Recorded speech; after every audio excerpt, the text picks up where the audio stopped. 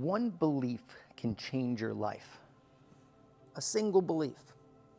We're going to talk about one today that can completely transform not just your body, but everything. And I'm going to tell you what it is, and then I'm going to tell you how to do it. And it's going to be your choice, because you choose your beliefs. Often, almost always, people choose their beliefs unconsciously. You see, during the first 7 years of life, we are in a theta brainwave state. So I won't go too deep in this, but delta is sleep. Then you have what's called theta, which is almost like a trance. And when you're in theta, you are like a sponge. The guard of the conscious mind, the filter of the conscious mind, is lessened. So you have access to plant the seeds of new beliefs. Now, like when you're watching television, you often go into a trance. You ever see someone looking on their phone or watching a screen? They're in theta usually, or at least alpha, which is just a step above theta. And you can also program your subconscious there. Now, when you get higher, you get into beta, and beta is when we're stressed usually. And then if you go really high, there's something called gamma brain waves, and this is 40 hertz and above. That's actually been shown to help prevent neurological diseases like dementia and Alzheimer's. There's more research needs to be done, but what it really does is it increases your focus.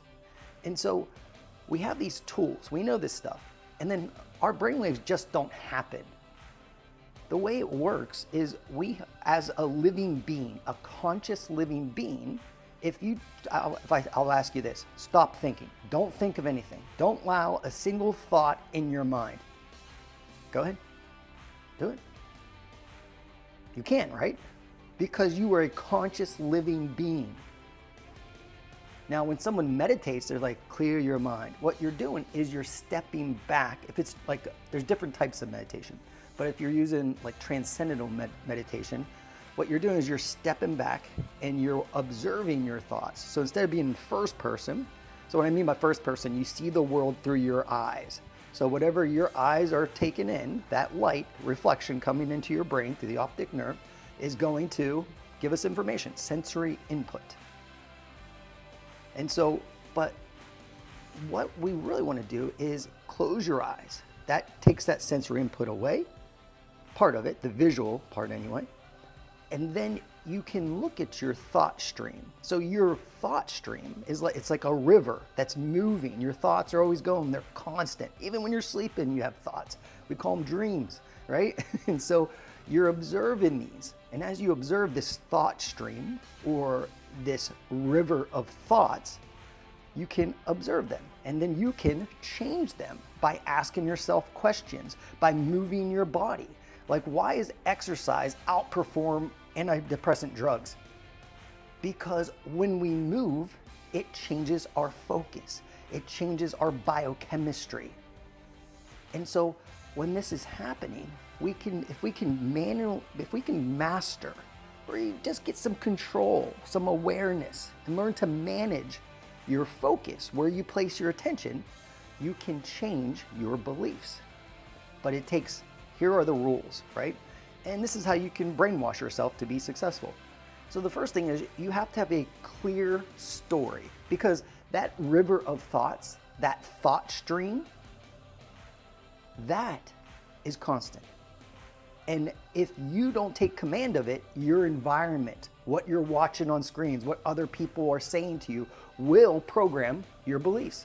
And that's where most humans stand. They don't know that you can control your thoughts, your emotions, and your actions. That is what I call self-mastery. The awareness, control, management, and eventual mastery of your thoughts, emotions, and actions. Now, beliefs are automatic thoughts.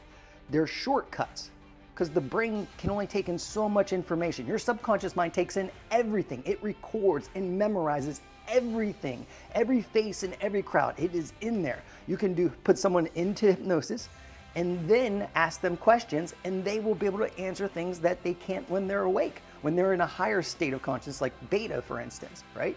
So This has been done many, many times. So if you're like, that's bullshit, go look it up, go look into this. But that's how I learned. I said, you know what? That sounds like bullshit to me, but what do I know? I'll give it a go. I'll look deeper, but I'm not gonna be one of those people that my dad called idiots. That just says, this is the information I have right now, so I'm gonna make a complete judgment and never look deeper, and I'm gonna attack everybody that disagrees. If that's you, you're in the wrong place, my friend. I can't really help people like that. No one can help people like that, because no one can really help anyone unless they want to be helped. And so what I'm sharing with you in this CoachCast is of vital importance. It is how you take command of your mind, your body, your relationships, your finances, everything. But I focus on the body because other than God, love, nothing is more important. Because if you don't have your health, you have nothing. And as a trainer, it's really interesting because it's a real gift, because I started really young. So I got my first certification when I was like 16. I just didn't tell them my age. And I became a strength coach when I was 18. And then I started training people. And then by the time I was 23, 24, I won the world's best personal trainer contest. I'm made to do what I do because of my father. When I was 4 years old, he got me my first weight set and punching bag. And he trained me like a soldier. He brought me up in a way because he lived it. He was a pit fighting champion. He was an Ironman triathlete. And he would work in a factory for 12 hours and come home and train and then go hunting. My dad was the manliest man ever, maybe, right up there with Teddy Roosevelt. But it taught me so much, because what the body does not lie. It is a simple reflection of your thoughts, emotions, and actions. Because everything in your life is a reflection of your thoughts, emotions, and actions. Think of it this way: where you stand today is exactly what you thought about, what emotional states you embody, and the actions or inactions you have taken. That is what, if everybody could do that, then the world would be such a greater place, because we would see each other, we would see ourselves through the eyes of God. When I say the eyes of God, what I'm saying is the lens of unconditional love. That's truth. That's what we're talking about.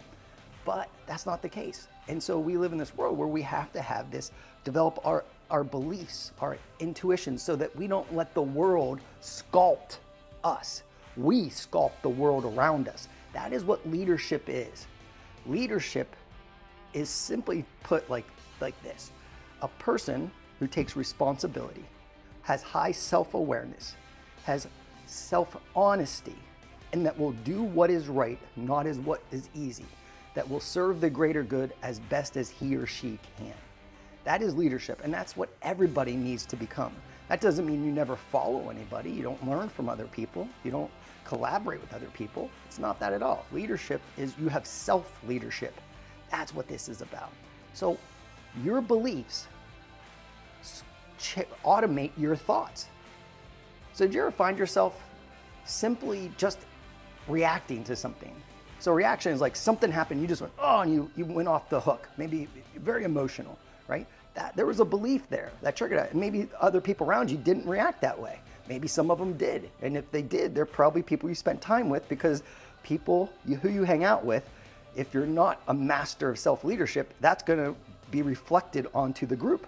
And then everyone kind of develops the same clique, right? You've seen this in school, right? Where there's groups of people that have similar beliefs. So they hang out together because they want to be affirmed. They want to know that they're good enough the way they are. And so this learning psychology, practical psychology, as Tony Robbins calls it, which I love, is something that it's our responsibility. We have to take command of this. So what's this one belief I was talking about today? I read this book, it's a really old book by an author, Lillian DeWaters. I think it was written in the 1920s. And the title caught my attention because I never saw anything like it. It said, Loving Your Problems. And it was a little skinny book, like a pamphlet almost. And so I read this thing and I never considered problems. I used to be the person that was like, oh, this is bullshit. Like when something didn't go wrong. So my first reaction was to get angry. Be like, oh man, And then I'm like, I'll show them. I'm not gonna let this happen again. How dare them, But it was like all this negativity at first, and then I'd have to pull myself together. And really at the root of it was problems were a pain. That's what my belief was, and I wasn't aware of it until I investigated it. So that's where self-awareness comes in. Awareness of your thought stream, that river of thoughts. That's what I'm talking about. So what are you thinking about? What are you focused upon? What stories are you telling yourself? You ready? You're gonna want to remember this. We communicate with ourselves and others through story. That's why we go watch movies. That's why we watch television. That's why we watch all these different types of stories. Life is a story. You're living a story. You're living the movie of your life. And you are the director, but most people gave away their power. They gave the director's chair to somebody else. Not on purpose, just because they didn't know, or they accidentally developed all these beliefs when they were younger or older. It can happen anytime. You can change your beliefs at any age, but we get a lot of them unconsciously in those first 7 years of life when we're in that theta brainwave state, that trance, that sponge-like state where we're just trying to make sense of the world so we could survive, because we can't really take care of ourselves as children. We need other people. And so problems, what do you believe about problems? Just take a second and ask yourself.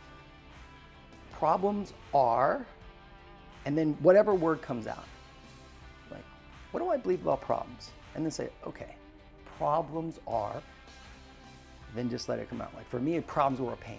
Problems are irritating. Problems drive me crazy. Those were all things that I believed unconsciously. And there's nothing wrong with having limiting beliefs. We all have them. I work on this every day, all day, and I still got some. And so we're always clearing these. When you no longer have any, you're not going to be here, my friend. You're going to be another dimension. That's what I believe. I think we're here to learn. I think that's what life is. It's a school, but not the type of school, like it's a school that you can enjoy or you can suffer in. It's a choice. But we need to learn these skills of awareness, of self-honesty, of personal responsibility. Even when something isn't your fault, it is your responsibility to deal with it, and it would not have been dealt to you if you could not handle it. But this is where this belief about problems comes in. If every time something doesn't go your way, you go to a negative place and that thought stream becomes overwhelming or so challenged, or you become a victim, that is destructive to you and everyone around you, because then everyone starts to worry about you. Worry is fear. Some people think worrying, like my mom was like that. I love my mom. She passed away, but she worried about everybody. And I think that was, and I know, because she told me this, is that that's how she expressed her love. She had the belief that if you care, you worry about people. And my belief, I remember I was in my car outside my training center one day, and we were having this really long conversation about it. And I was talking about this stuff with her, and she's like, where'd you learn all this? And I'm like, you told me when I was a child that you can be anything you want, you can do anything you want if you take responsibility. And I was like, and work hard. It was work hard and take responsibility. And I remember that. I remember the first time I ever heard it. I was like 4. And that is what allowed me to go out, develop this belief where I just like, oh, I can sculpt this world. I can create what I want in life. So what do I want? And I started getting clear on that. But you got to ask yourself the right questions. The questions change that thought stream, that river of thoughts. Well, you could call it a story stream, because here it is. You become the stories that you tell yourself and others again and again and again. A repeated story is a belief. That's exactly what it is. So like we're close to the United States election right now. And so it's like division, divide and conquer. There's 2 choices, this one or this one. And they do something with humans. Humans do this. It's victimize and demonize. I have a group of laws, which are powerful beliefs. And the third lion law is I refuse to victimize or demonize myself or others. Because when I victimize myself, I take away my ability to take command of my life, to sculpt my environment, to serve at my highest level. And I refuse to do that. I would rather die than cower. I would rather die than victimize myself. I would, and I really mean that. Like, I just will not allow that. I think that's a slap in the face of the Creator. We have free will if you choose to accept it. So there's scientists and science, when you learn about, there's a lot of corruption in science, and there's a lot of incredible humans. And that goes in every field of endeavor. But science has become this thing where there's humans involved, and humans, they have beliefs. Some people want to be significant. They want to be famous. They want all these things because they don't feel like they're enough. And I don't demonize them. They're humans, and I've made tons of mistakes in my life. I'm trying to be better all the time. And so what happened was with science, it became this thing where it's like, oh, science says this. And does it? Because every time I read a headline about a study, then I go read the whole thing. That's not what it said to me. And it's very clear that that's not what it said in the headline. And so there's this, that doesn't mean they're right and I'm wrong, or the other way around. It doesn't matter. But I'm not going to allow someone to tell me what to believe. I'm not going to allow someone to tell me what to think. My thought stream is my responsibility. What I allow in it is my responsibility. If I let someone influence me because I'm being lazy and I just don't want to think about it, how many times do people say that? I don't want to think about it. I remember with training, this is one of the things I do with clients. When I speak at events, I tell them, I say, like, here's one of the biggest mistakes achievers make. Really good, hardworking, intelligent people make. They're overwhelmed. They're so caught up in doing things instead of being a certain way. Because being is the source of all. The way you are being, the type of person you are being. Did you get the word being there? And so the type of person you're being, then doing. So if you're in a state of being where you're like, man, I'm in a state of love-based emotion. I feel determined because my thought stream is showing me this picture of my future destination. And I'm really looking forward to getting there. So I'm inspired, motivated from within. Motivation is outside in. Like you watch a video or you watch a movie or like a motivational talk. You're like, oh yeah, let's go. But then that story fades because you haven't reinforced it. You haven't taken command of your thought stream. When you do that, you command your thoughts. What you focus on, that thought stream, creates your emotional states, your feelings, and the way you feel will determine what you do and what you avoid, your actions and inactions. And so back to problems. What do you believe about problems? What popped up for you? Let me give you what helped me. Problems are opportunities to grow and become more. And when we are in life, you are either growing or you are dying. You are either getting better and more loving, more excited, more eager, more of the good things in life, or you're getting less. Every day you have a scorecard, and it's this thought stream, your emotional states, and your actions that really matter. Sometimes it's your inactions. Like if you avoid drinking alcohol and getting shit-faced, that's a great inaction. So the answer is not always to do things. Sometimes it's to avoid things. So problems are, what if in your life problems were opportunities to become more, to give more, to love more, to be more? Because fulfillment only comes by doing what? By making progress, by enjoying life, which I think is progress. So I do everything based off of really three things. Like in my business and my life, the first thing is I'm here to serve. So I need to get results with people. And those results aren't necessarily always fat and muscle and stuff like that. Sometimes it's getting people to see themselves in a more loving way, a more accurate way. So my ultimate goal is to get people to change their identity, because your identity changes your entire story stream, your river of thoughts. And when you change that, you're on autopilot. That's what's cool. And so when I went from this belief of problems are a pain, then I went to every problem is an opportunity. Will I use it or not? And I always gave myself that choice, because sometimes you can take on too many problems at once. And so by doing that, when something goes wrong, it made me laugh. and that was my new, instead of getting all angry, I laughed. I was like, oh, another one. I was like, I must not have been paying attention because this one snuck up on me. And because in life, if you're not paying attention, you'll get nudged. Your problems will pop up and they'll nudge you. You're like, hey, you're kind of being a jerk. And then you get an offender bender. It's like, are you kidding me? And then if we don't take command of our story stream, what happens? We go down, that river of thoughts gets dark and cloudy, and then we don't feel too great. And oftentimes we don't treat ourselves well, and worse, we're treating other people that care about us terrible because we're not taking responsibility for our thought stream, for our beliefs. So identity is the highest form of transformation. When you change the type of person that you are, you change your story stream, your river of thoughts. Now, I'm intentionally saying the same phrases many times so that you remember them, because the truth is simple. And if you want to change your life, you need to change the stories you tell, and you need to know the most important parts. So here's your homework, my friend. As I stand in a palace in Abu Dhabi, I'm serious, how crazy is that? I usually sleep on my couch or on the floor when I'm home. my room isn't even a room, it's like a mansion. It's incredible just like how much wealth and abundance is in the world, not for everybody, but real wealth and abundance. The reason I bring that up comes from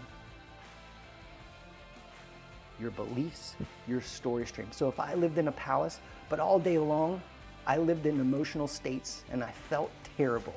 I felt sad, depressed. I felt like a victim and everybody else was bad and I was good, but it's just not fair. My life would be terrible. But fortunately, I've developed beliefs and identity where it's very easy for me to be happy and fulfilled.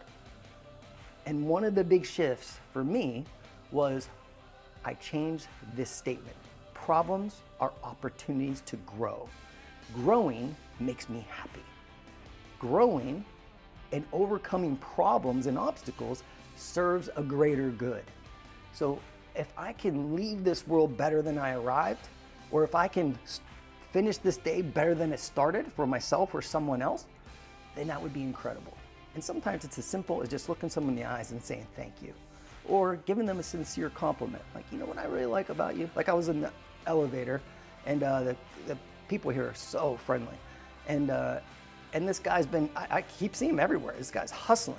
And he had this big tray and a tray on top of that tray and a tray on top of that tray, and we're in the elevator. And I was like, hey, let me take a load. And I could tell he needed to hit a button. So I was like, here, let me hold that for you. And he's like, no. No, I might have got fired if I did it.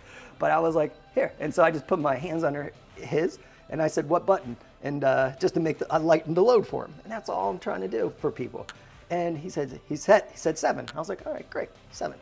And he just the way this guy responded. Now every time I see him while I'm here for this week, he's like, BB3. And because I told him my name was BB3 instead of telling him the whole thing because he had trouble pronouncing it. But knowing your beliefs, taking one belief and just for the next month and just say, write it out. What was the old belief and what do you want the new empowering belief to be? Write it down as you train, as you go for a walk, as you do cardio, as you lift weights, you're doing push-ups, whatever it is. Repeat it, because I mentioned how to brainwash yourself, but I didn't tell you the steps because we went into the first step, that story. What's your new belief? What's your new story? Beliefs are stories. Take that home. What's your new story? The next part is you want that new story to be so clear, just like a movie, that it inspires you. It changes the way you feel. And it just needs to be an uplifting feeling, like a positive, love-based emotional state. Joy, determination, passion, love, peace, harmony, whatever it is. And if you have that feeling, that if you get that feeling and it ignites you, you got it. Your story's there. So that's a great belief for you. And then as you're feeling that, you're going to do something again and again and again. It's called repetition. So it's a clear story. That's such a clear story that you have the second step, an emotional state, a positive emotional state. Those get married together. The story and the emotion become one, and then you keep doing it. You reinforce it again and again and again and again. And then you're doing it while you're doing something difficult. So when you actually torture like a prisoner and you brainwash them, like from the case studies from like the Korean War, for instance, what was one of the things that sometimes they were done, they would not feed them. They would, the temperature would be either really hot or really cold. It would be agitating. It's discomfort. So if you're training, but you're focused on this beautiful belief, you can create a new belief. But what it is it's these steps of doing difficult things, but still expressing the positive belief. Because it's not what you do just when you feel good and life is going your way. Because when there's a problem, what happens? It's not always good news. It's not great news sometimes, most of the time. Hardly ever is it good news. And so what you want to do is create this news story. Like, this is the moment in the movie where everything turns around. This is the moment in the movie where the training montage begins, and this will never happen again. I'm going to use this for the greater good. All right, that's the doorbell. I don't know if you heard that. But I'm going to wrap this up. Your homework is develop a new belief about stories and then reinforce it again and again. Do that for 30 days. Every time you train, just keep repeating that new belief. Move powerfully, move with strength, and really enjoy the process because it will happen much faster. Okay, I gotta go, guys. I'll talk to you later.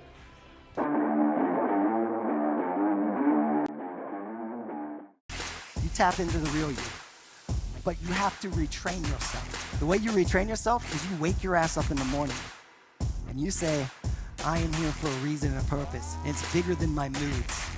It's bigger than the difficulties of the day.